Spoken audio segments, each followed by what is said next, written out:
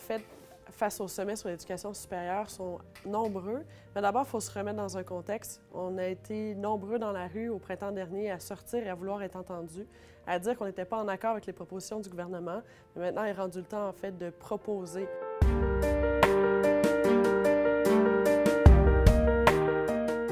Si on assure en premier plan un gel des droits de scolarité, ça permet aux étudiants de tout milieu socio-économique de pouvoir rêver un jour d'aller à l'université, et ce, peu importe leur situation financière. On a noté que plus les frais de scolarité augmentent, plus on a une diminution de participation des élèves, des étudiants.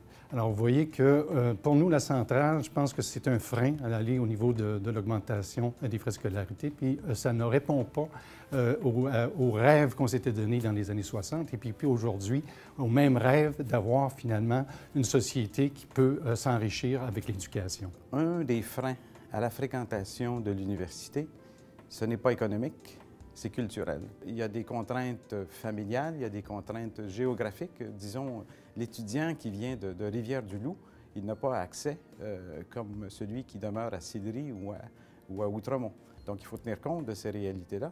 Et il faut surtout avoir un système qui permet que soit accessible et puisse être fréquenté l'université par l'ensemble des couches sociales, quels que soient leurs revenus familiaux, quel que soit leur lieu de résidence.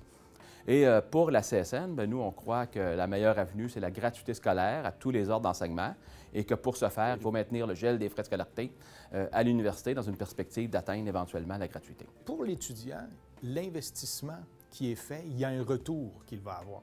Mais il est vrai aussi que la société, où sont notamment les employeurs, il y a un retour également pour l'ensemble de la société. C'est pour ça que ça nécessite une contribution financière de toutes les parties prenantes. À la fois celui qui individuellement bénéficie davantage, comme l'étudiant, et à la fois la société, parce que la société bénéficie de l'ensemble. Il nous faut trouver l'équation. Ce n'est pas évident à trouver cette équation-là. Au cours des 50 dernières années, comme société, nous avons oscillé. On a, pendant de longs moments, fonctionné avec des périodes de relative stabilité, de gel des frais de scolarité, souvent suivies de périodes de hausse, parfois perçues comme brutales. Mais on n'a jamais été capable de mettre en place un régime de financement et d'accroissement du financement des universités qui soit relativement prévisible et stable et qui permette aux institutions de planifier leur développement d'une manière un peu maîtrisée.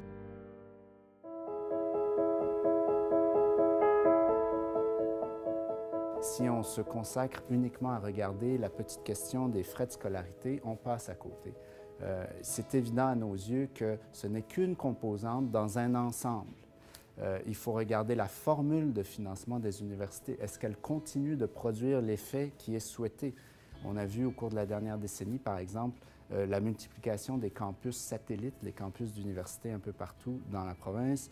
Et malheureusement, on n'est pas convaincu qu'on a atteint avec cette politique-là les objectifs qu'on devait avoir en matière d'offrir des services sur l'ensemble du territoire. L'enjeu qui me tient le plus à cœur est le développement du système universitaire sur le territoire tout entier et permettre aux jeunes qui grandissent en région d'avoir, eux et elles aussi, la possibilité de rêver et d'avoir accès à des formations universitaires comme leurs congénères des milieux urbains. Pour nous, il est essentiel de ramener le point de vue collégial et de ramener au cœur de ce débat la place du réseau collégial. Ce qu'il faut bien comprendre, c'est qu'il y a plus d'une centaine d'établissements collégiaux répartis partout à travers la province. Évidemment, ces étudiants-là, lorsqu'ils étudient dans leur cégep, ils contribuent au développement de leur région. Oui, au niveau économique, parce que plusieurs d'entre eux vont travailler directement à l'endroit où ils ont étudié, mais aussi au niveau culturel et social. Pour nous, l'ancrage du réseau collégial dans toutes les régions du Québec, je dirais même dans toutes les sous-régions du Québec, est un élément fondamental et on demande évidemment que ce point d'ancrage-là dans toutes les régions serve aussi pour le déploiement de la formation universitaire également, par des partenariats plus solides, plus développés, partage de ressources, partage de programmes, augmentation des DEC-BAC, qui sont une réussite au-delà de 20 programmes avec nos universités québécoises. Donc ça, c'est un élément majeur et aussi avec une baisse démographique sentie dans toutes les régions plus éloignées des grands centres. Bien évidemment, ça demande un investissement pour s'assurer que dans toutes les régions, la qualité de l'offre éducative soit au rendez-vous. Un des débats qu'on doit avoir, c'est la question de l'accessibilité pour les adultes. La possibilité pour les adultes de faire un retour aux études ou d'avoir accès à de la formation continue offerte par les institutions postsecondaires, à notre avis, pour l'avenir, c'est un défi majeur pour le Québec parce que le taux de fréquentation, le taux d'utilisation des cours de formation continue est plutôt faible au Québec et les obstacles pour les adultes sont nombreux. Un autre enjeu important, c'est l'accès à de l'aide financière pour les étudiants en temps partiel. Cette aide pourrait provenir du régime gouvernemental. Il y a d'autres niveaux, puis il faut aller plus loin que le débat actuel. Quand on parle d'accessibilité, il va falloir penser aussi au niveau de la petite enfance. Il va falloir aller beaucoup plus loin, c'est-à-dire d'aller chercher la clientèle beaucoup plus difficile, les jeunes qui sont actuellement en difficulté.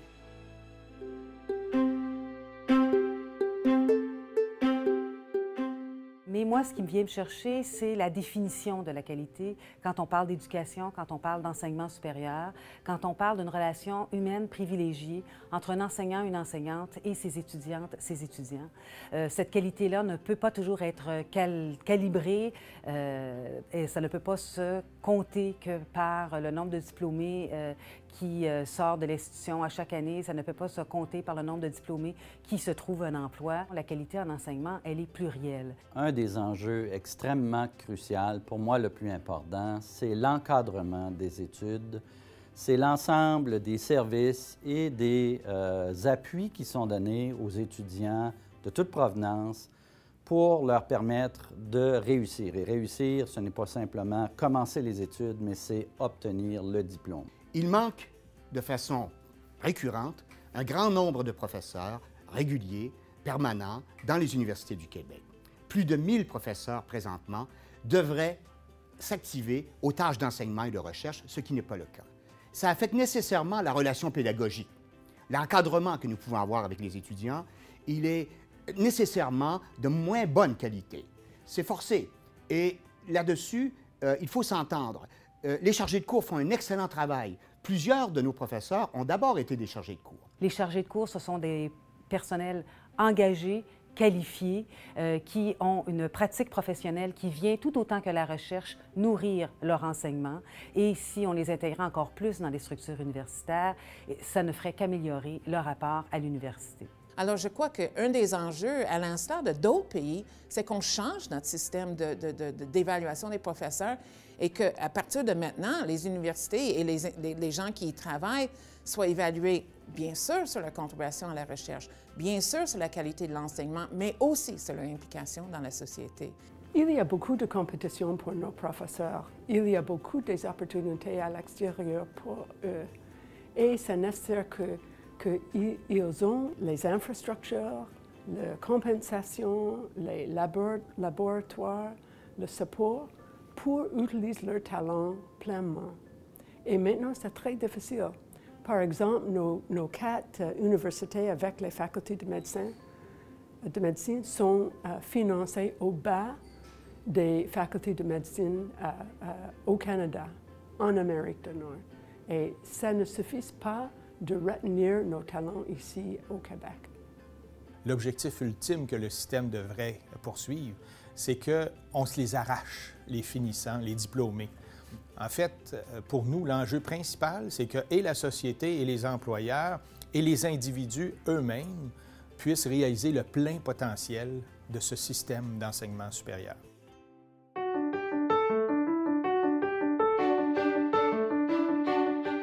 L'enjeu pour nous, c'est aussi comment la recherche et la connaissance qui sort des universités ou qui émerge des travaux des universités, la recherche, l'enseignement, les échanges, puissent bénéficier à l'ensemble de la société. Et ça ne va pas de soi. Présentement, par exemple, quand on parle d'innovation, et c'est un élément important dans les universités, on se concentre malheureusement beaucoup, et il y a beaucoup de sous qui ont été investis dans l'innovation technologique.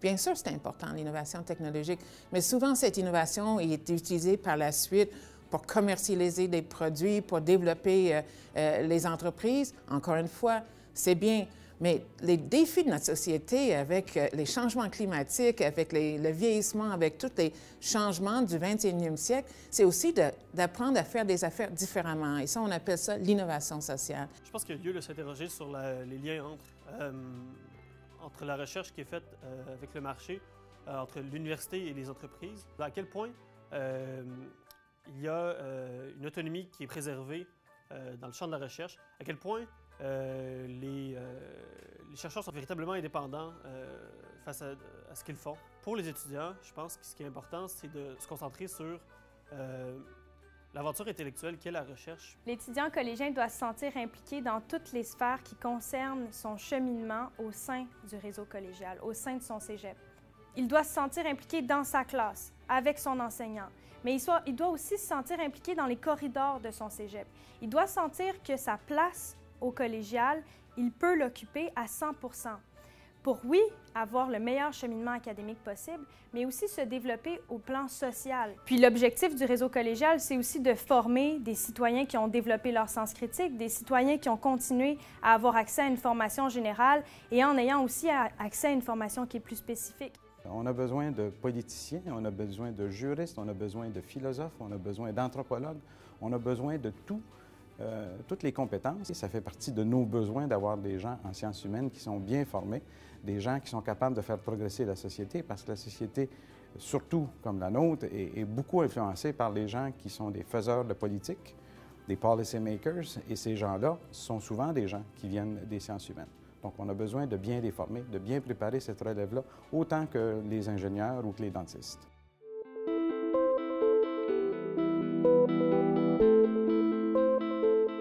La gouvernance interne de chacun des établissements doit inclure la présence et l'influence des personnels académiques, et en particulier les professeurs. Évidemment, de notre côté, ce qu'on propose, c'est une commission d'évaluation des universités du Québec, une commission indépendante où la communauté universitaire va pouvoir avoir son mot à dire. Elle va représenter les 2/3 des gens qui vont siéger sur cette commission. Elle va s'assurer, évidemment, de l'évaluation des programmes, pas des enseignements, des programmes, pour s'assurer une fois pour toutes que les universités conservent leur autonomie, mais travaillent en synergie. C'est assez la compétition à outrance. Il faut maintenant travailler en termes de collaboration et de cohésion. Il y a au Québec 52 professions réglementées. Il y a environ 400 programmes qui donnent ouverture à des permis professionnels. Donc, dans ce contexte-là, on comprend qu'il y a une collaboration naturelle entre les établissements d'enseignement supérieur et les ordres professionnels afin de bien former les professionnels du Québec. Mais il y a justement un enjeu de collaboration. Nous souhaitons que cette collaboration-là soit davantage fluide, qu'elle se fasse en amont, dans le respect des partenaires et des responsabilités de chacun, puisque ce que nous constatons aujourd'hui, c'est que la collaboration, elle fonctionne beaucoup en vase clos, elle fonctionne en silo. Ça provoque des conflits, des déphasages entre les besoins de formation des professionnels et les programmes de formation qui sont offerts.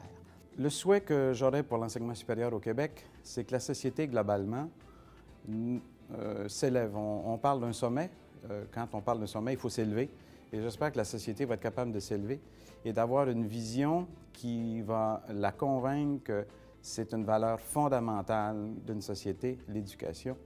L'avenir d'une société passe par son éducation. Quand on se compare à d'autres sociétés, prenons juste nos voisins du Sud. Quand on leur demande qu'est-ce qui est prioritaire pour vous, l'éducation supérieure vient au sommet, alors que chez nous, ça vient très loin en bas. J'espère qu'on va changer collectivement notre vision, que l'éducation supérieure, c'est accessoire ou pas important, et qu'on va imiter nos voisins en faisant que l'éducation supérieure, ça soit un enjeu majeur, parce que c'est ça qui va nous faire progresser tout le monde. Les universités, comme bien d'autres organisations de la société, sont soumises à de multiples pressions institutionnelles et sociétales pour changer. Alors que ce soit l'enseignement, la recherche, les services offerts à la société, la pression des groupes sociaux autour de la définition du mandat des universités, il y a toutes sortes de changements que les universités essaient de gérer, auxquels elles essaient de s'adapter. mais qui font d'une certaine manière bouger un peu l'institution. Ce n'est pas facile comme défi à relever, mais cela veut dire aussi, donc, pour l'ensemble de l'institution et ceux qui y travaillent, de développer une capacité réflexive sur ce qui s'y passe et sur ce qu'elles y font. Le sommet qui est en cours doit trouver une voie de passage et il nous faut en convenir collectivement.